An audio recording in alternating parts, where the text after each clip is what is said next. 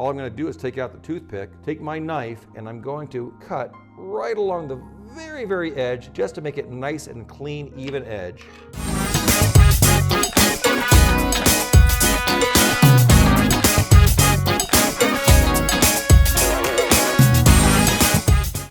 Hey bartender, you're watching AdvancedMixology.com with Brian Van Flandern. And today we're going to learn how to make a spiral lemon twist. A spiral twist gives that cocktail that little extra flair, looks phenomenal, provides those beautiful lemon aromatics, and gives that cocktail just that extra touch of acidity to bring it perfect balance. So for today's purposes, we're going to need a sharp paring knife, a lemon, and a cutting board. Set your lemon down and grip your hand into the claw technique, and then we're going to grab the paring knife by the bolster so that our finger is right up against the heel. We're going to cut deep to expose the flesh of the fruit, turn it around and do the same on the other side as well. You always want to try to pick a nice lemon that has very few blemishes on the skin so that it looks beautiful all throughout. And then you're going to take a bar spoon, preferably a shorter one that has this rounded curved edge.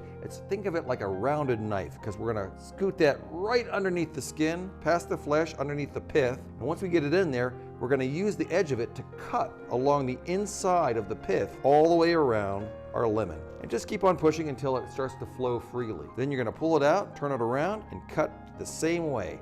Again, cutting around the outside of the fruit, but inside the pith. And then once we cut it all the way around, it moves easily enough. We look for any blemishes. This one doesn't have one. You just cut along at the point of the blemish if there is one. And then voila, you take the fruit, set it aside. You can squeeze it for fresh lemon juice later on. Now I have a beautiful lemon peel, and I'm going to take my knife, I'm going to lay it out flat, and without pressing down too hard, I'm going to cut along the leading edge, one edge of the lemon peel, just to cut off the very edge of the pith. And the reason we're doing it along the edge is because if I do it in the middle too early, I run the risk of splitting or cracking the lemon peel. Once I've done that one edge, I'm going to turn it around and cut the other edge. And again, it's just a little tiny, almost like a string of lemon pith.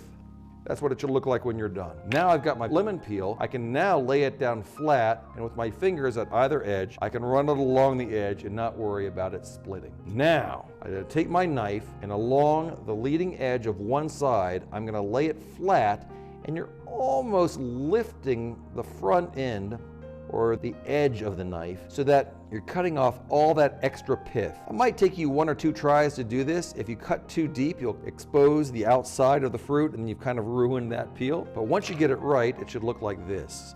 You have a nice little pith.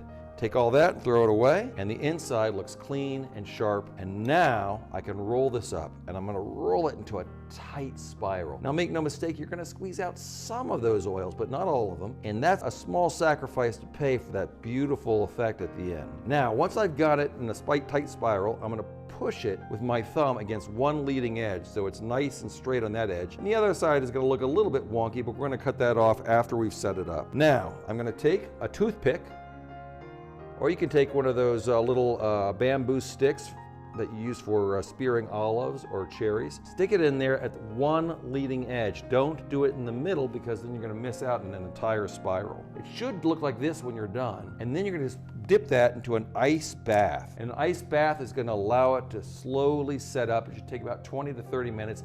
And you can do 5 or 6 of these at the beginning of the shift and get 3 or 4 out of each lemon peel. So you get about 10, 15 to get you through the shift. Now I've already made one in advance here. It's ready to go. All I'm going to do is take out the toothpick, take my knife, and I'm going to cut right along the very, very edge just to make it nice and clean, even edge. And then once I've done that, I can choose the thickness of my spiral. In this case, I like it about 1/4 to 1/2 inch. That seems like a lot, but I like a nice thick spiral. I'm going to go ahead and cut that there.